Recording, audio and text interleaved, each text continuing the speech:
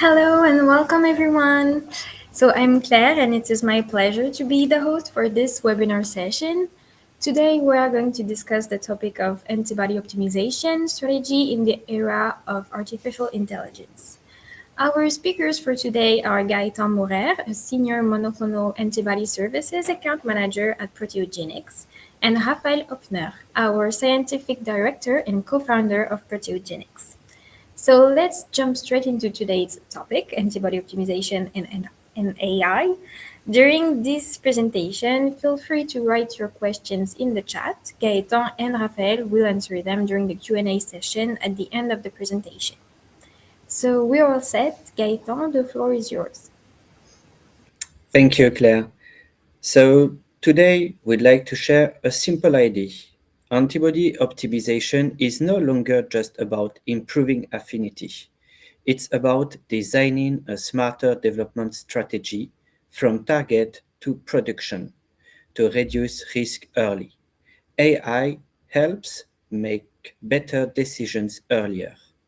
What we see today is that many failures are not due to a lack of good binders, but due to suboptimal decisions taken too late in the process. Proteogenics has over 25 years of experience in antibody development, supporting more than 9,000 customers worldwide. We cover projects from discovery to clinical stages with a fully integrated platforms.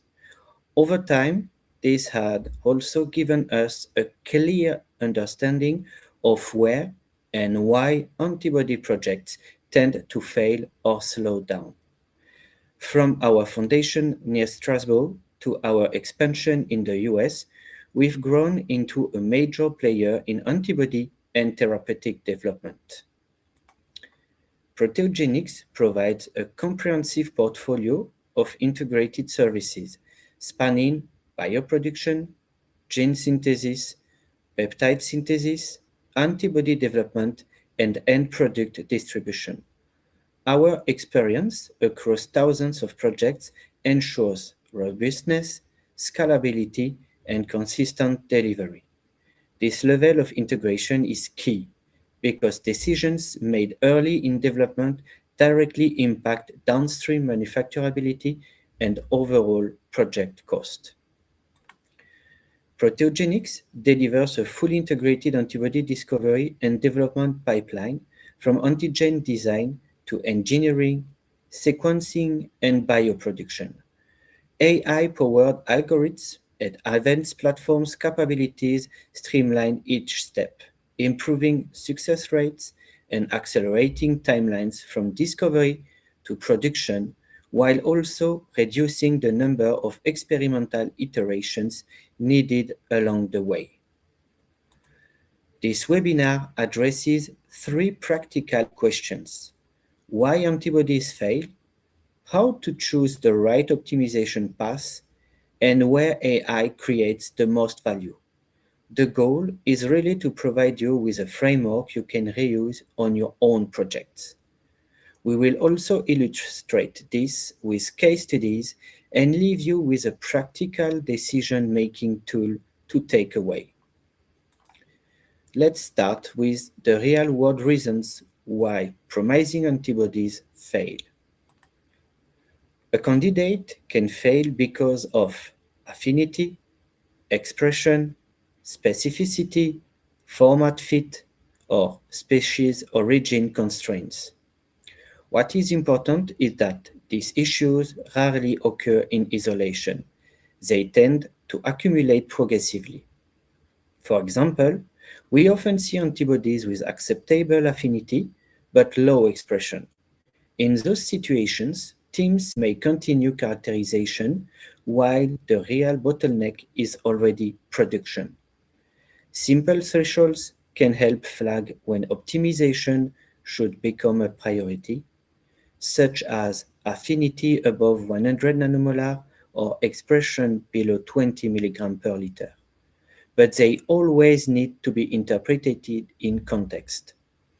All of these limitations can slow development, increase cost, and raise the risk that a promising antibody will ultimately fail to become a robust, usable, and manufacturable candidate. Antibody optimization is a multi-parameter problem. Improving one property can easily worsen another. In reality, most failures are not due to one critical issue, but to the accumulation of several moderate ones. This is where traditional trial and error approaches become inefficient because the number of possible combinations grows very quickly. The value of AI is not to replace experiments, but to make the management of this trade off more rational and more efficient. But then, how does that actually work in the lab? In practice, warning signs often appear as aggregation, fragile purification, precipitation, or poor process robustness. For example, we sometimes observe candidates that behave well at small scale but start aggregating during concentration step. Excellent binding does not guarantee developability. A candidate may still become a poor drug because of aggregation or purification issues. This is typically the point where teams realize that a strong binder is not necessarily a good drug candidate. The key message is simple: remove liabilities early before a good binder becomes a late stage development problem. Problematic antibody candidates can often be identified at a very early stage. The key is not to read each signal in isolation, but to interpret weak signals together before the project enters expensive process development or late optimization cycles. We address these issues and limitations through smart optimization strategies to reduce the risk of antibody development. Once we understand the problem, the next step is to choose the right optimization lever to optimize, not blindly. Before optimizing an antibody candidate, you need a clear diagnosis across binding, specificity, developability, chemical stability, and formulation or PK behavior. Good optimization starts with good characterization. In practice, skipping this step often leads to optimizing the wrong parameter. For example, improving affinity when the real issue is aggregation risk. You can't optimize effectively without knowing what is truly limiting your molecule. This is really where many projects take the wrong direction. Only then can you determine the most appropriate optimization strategy. Here is an example of antibody development routes, including optimization step. The timeline starts with characterization and ends with bioproduction optimization. But strategy is rarely linear like this. Most projects involve iterative loops between characterization and optimization rather than a straight path. AI can support several parts of the workflow, from understanding binding to improving developability and production robustness. AI acts as a support layer across sequencing, engineering, analysis, and production focused optimization. It becomes particularly valuable when the search space is too large to explore experimentally. The value of AI lies not in using it everywhere, but in applying it where it meaningfully reduces uncertainty and focuses the search space. The strategy is rarely unique. To choose the right optimization strategy, you need to ask the right questions. Every optimization plan should start with a few strategic questions. What is the objective? What is the limitation? What can we modify safely? And how will success be measured? Ultimately, the best strategy is not the most complex one, but the one that minimizes risk while preserving interpretability. Some optimization routes combine well, while others are better separated to avoid losing interpretability. For example, humanization with physicochemical liability optimization can be paired to save time. However, humanization and affinity maturation can hide interesting variants and complicate interpretation.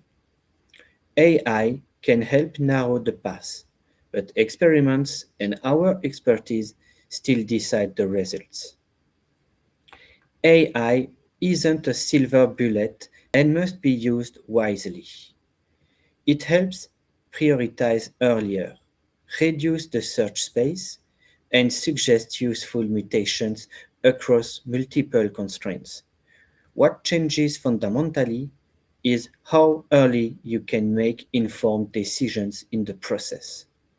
But AI does not replace experimentation, does not guarantee success, and should never be treated as a black box. For example, at Proteogenics, one affinity maturation project achieved 10 minus 10 affinity with a full success rate. But we combine AI with wet lab, work, and our bioinformatic expertise. The best outcomes come when AI is used alongside other optimization tools, not as a standalone solutions. Each tool has its strengths, and combining them is what creates robust and reliable outcomes. AI suggestions are always reviewed by bioinformaticians and then validated experimentally. We work through an iterative loop with AI expertise, molecular biology, bioinformatics, and wet lab expertise to achieve the best possible results. The human and experimental layer is what turns predictions into reliable decisions. AI should support decision making, not replace it. This iterative loop ensures that every decision remains grounded in experimental reality. Without further ado, I will now hand over to Raphael, who will walk you through a series of relevant case studies illustrating these applications in more details. Thank you, Gaëtan. So in this last part of the presentation, I will give a brief overview of concrete projects carried out at Protogenics and in which AI tools were used. The objective is to illustrate how our artificial intelligence approaches are integrated into a real-world biotechnology project. These examples highlight key aspects such as how our models are adapted to real biological data, the challenges when integrating them into complex experimental settings, and the benefits observed in terms of performance, accuracy, and time savings in R&D.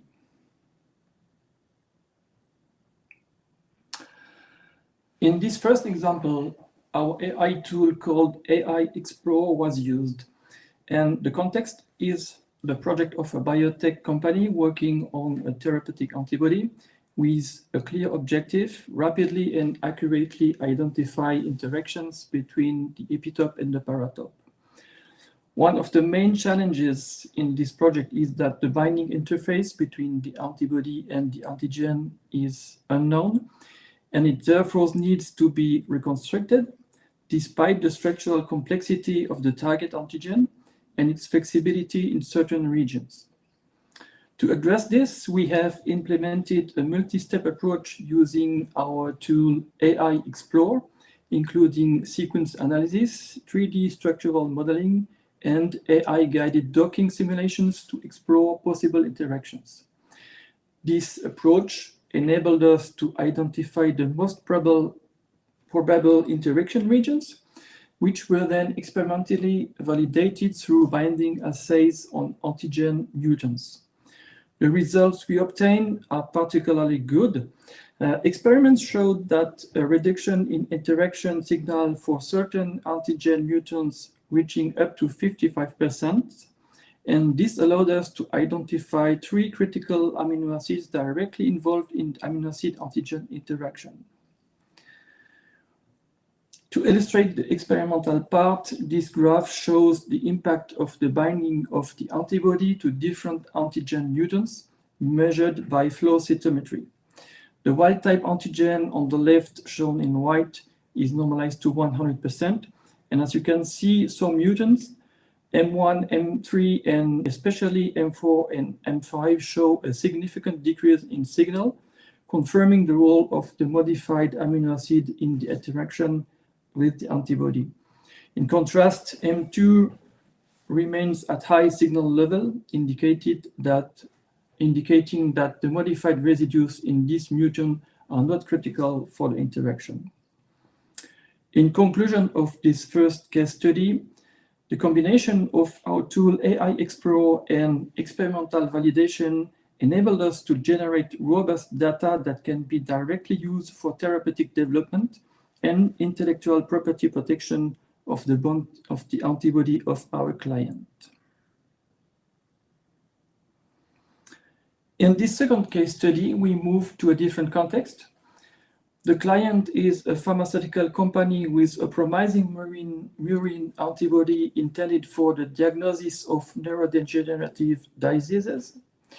Here, the objective is not to understand or characterize the interaction, but to optimize an existing antibody through an AI-guided affinity maturation approach.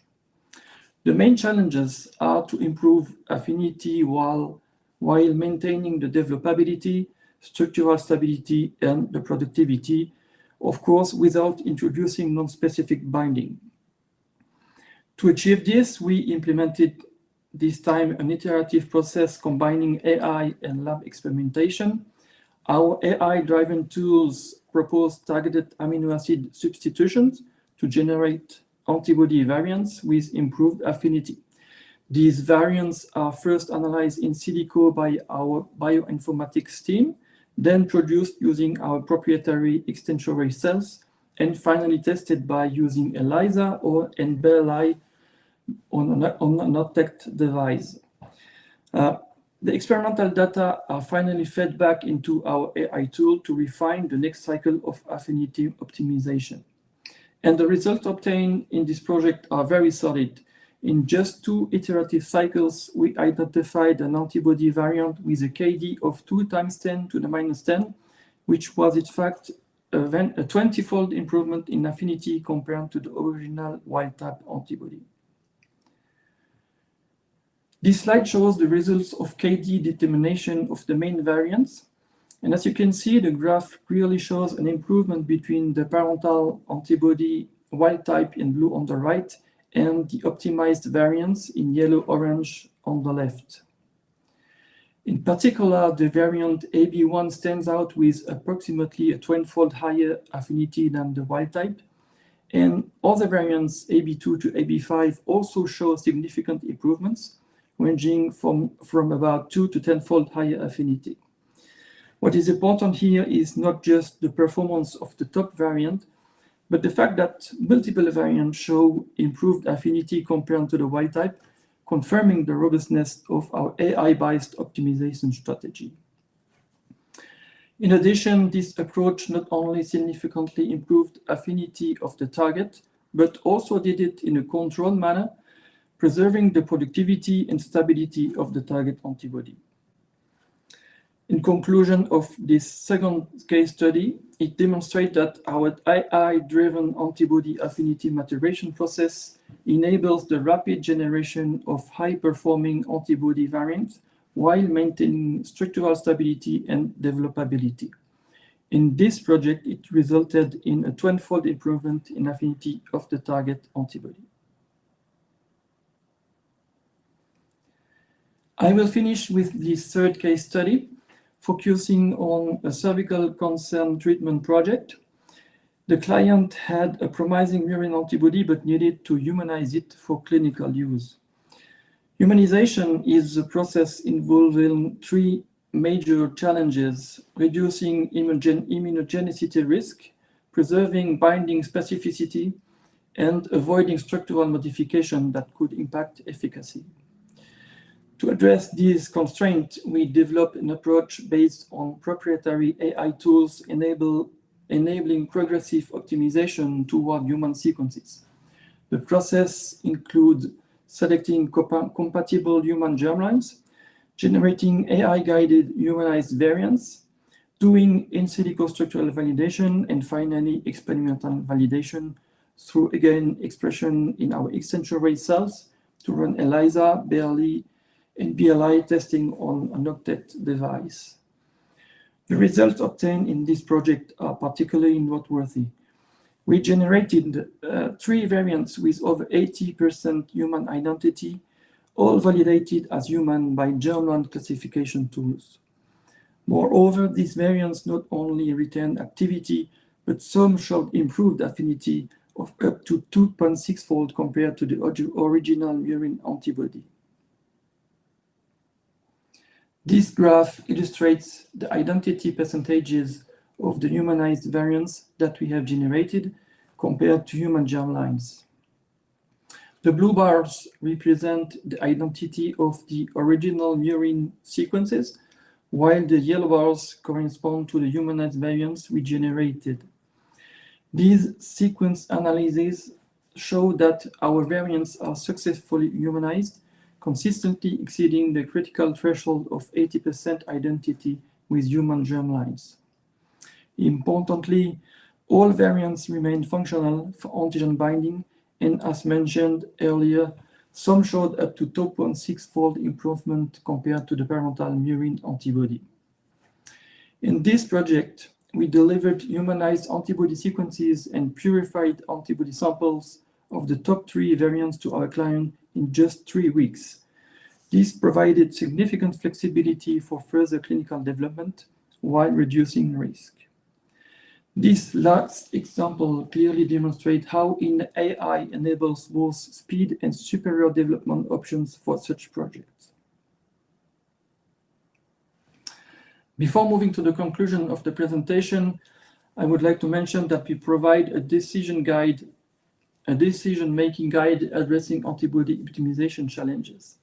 This guide summarizes our approach in the form of a decision tree and checklist, helping assess whether an antibody is ready for optimization or the next stage of development. You can scan the QR code now to download the guide or request it by email. To conclude and summarize the key messages, antibody optimization is above all a matter of balance and synergy.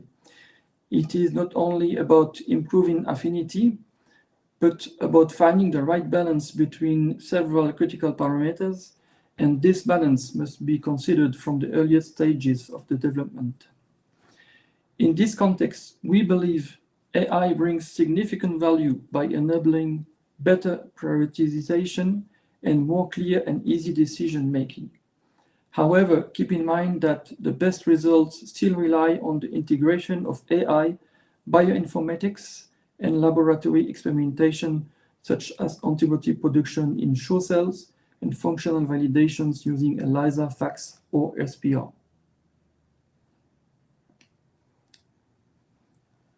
Last but not least, to help you put this vision of optimization and molecular development into practice, I will conclude with this final slide, which illustrates the different contexts in which you can discuss with our experts and project teams. I won't go into details of this slide, but just want to tell you that our objective is simple: combine the best of artificial intelligence, dry lab and wet lab approaches to enable your antibody candidates to reach clinical phases faster with greater safety and robustness. Thank you for your attention, and I will now hand over to Claire.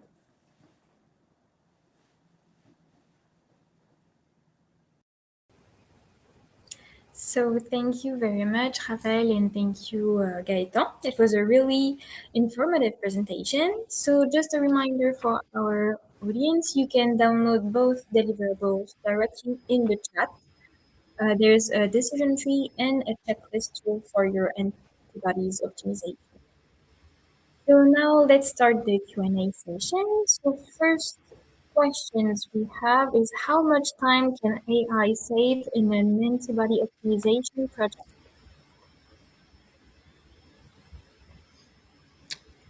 Yes, so I will reply for this question. So interesting question, but it really depends on the project and the data available. So in practice, what AI brings is efficiency. It helps narrow the search space, prioritize the most promising variants, and reduce unproductive experimental cycles. The real gain is not about removing lab work, but it's more about making better decisions. For example, for traditional workflow, we need around 6 to 18 months. The first step is the hit to lead, the second step is the affinity maturation, and we finalize with the developability screening. If we use AI assisted workflow, we can reduce from 30 to 70% of the total timeline. Okay, that's great. So we have another question from Devin. Can AI still be used if no experimental structure is available for the antibody or the antigen? Okay, maybe I can take this one, Gaita. So, of course, we can do optimization using AI without any structure. Um, I would say it's always better if you have at least the structural crystal structure of the antigen because it's easier than to do modelization, AI guided modelization of antibody antigen interaction. But anyway, nowadays there are many tools like AlphaFold that can uh, bring a reliable antigen structure and give some information to go further and doing it without any information, any experimental information, I would say. Okay, duly noted. And then we have another question from Lisa. She's asking, can an antibody be quote unquote over optimized with AI? And what are the risks? So I will take this one. So yes, if optimization is pushed too far toward one parameter, such as affinity alone, you can improve one metric while worsening developability, specificity, but also viscosity or clearance, and finally the manufacturability. That is why we see optimization as a multi-parameter balancing exercise, not a single number race. Okay, I see. That's very interesting. So then we have another question from Dr. Bharat Basvati. How many antibody humanization through AI did you attempt, and what is your success rate in addition to antibody humanization against cervical cancer?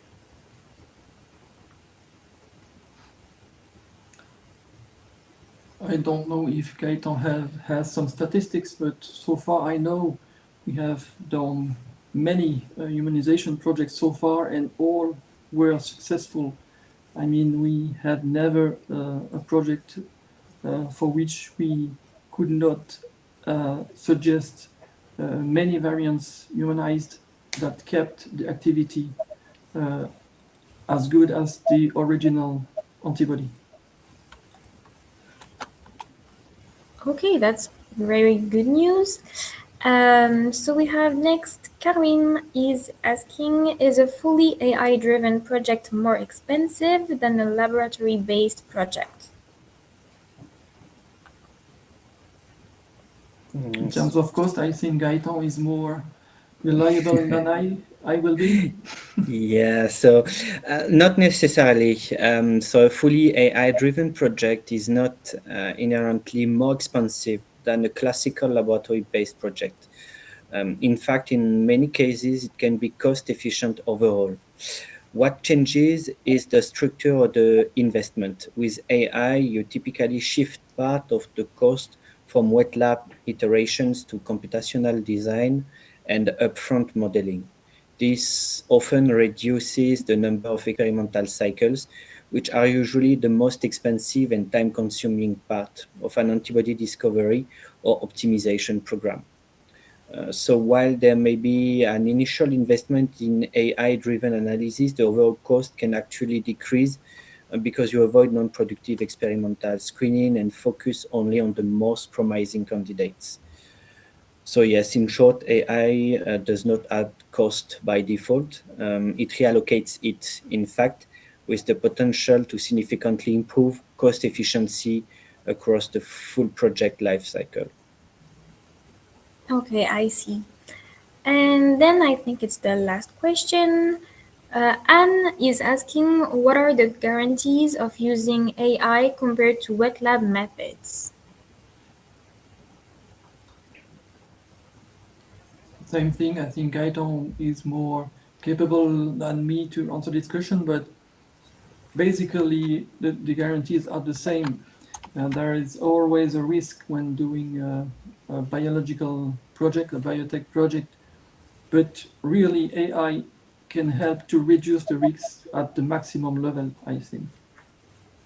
What do you think, Gaetan?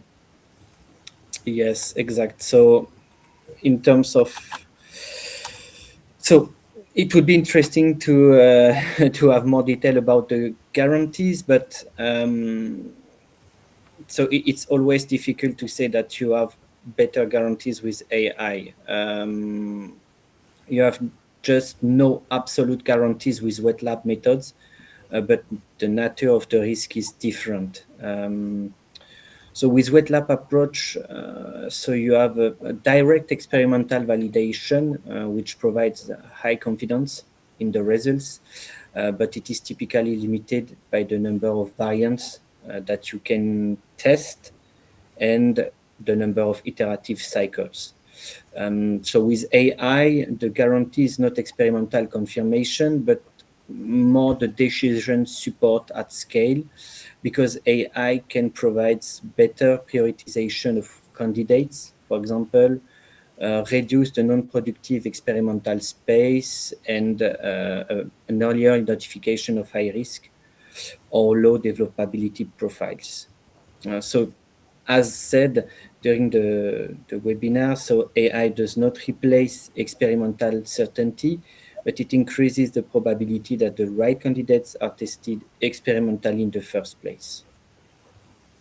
What I can Okay, maybe add to this reply of Gaetan is that, for example, for affinity maturation, I think we have done already this year almost 40 projects and all were successful.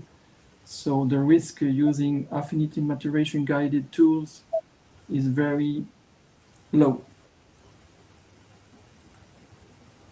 okay, thank you for this response, very complete. Actually, we have another question from Liza. Thank you for your interest. She's asking what types of data are needed to take full advantage of AI.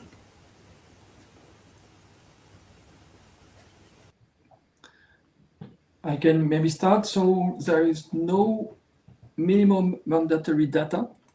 But of course, the more data you have to guide how we can design the strategy, the AI guided approach, the better it is, of course. So if you have absolutely no structural information about the antigen, no information about the interaction with the antibody, it will be more difficult because you will have more AI tools involved in the process.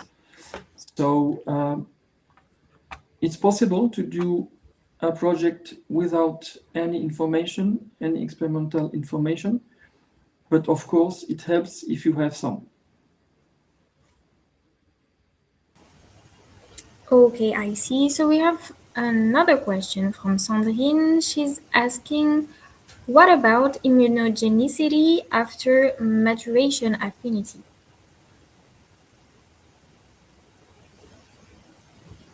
So, good question.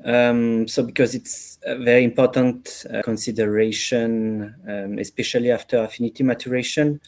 So, in practice, this step can lead to non-natural mutation in the CDR regions and sometimes in framework regions, which may create new T cell epitope or increase the overall foreignness of the antibody sequence. This is where AI can add a real value.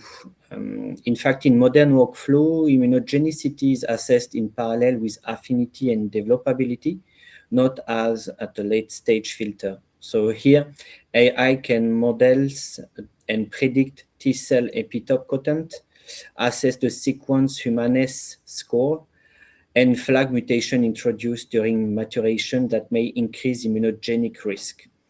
So the goal here is to maintain a balance between affinity improvement and immunological safety rather than optimizing affinity in isolation. So after affinity maturation, the case step is not only to confirm proof binding, but also to run a reoptimization loop where immunogenicity is actively de-risked while preserving the gain in affinity. And in our offer, so we also take into account this aspect and can easily study this immunogenicity and the impact of our mutations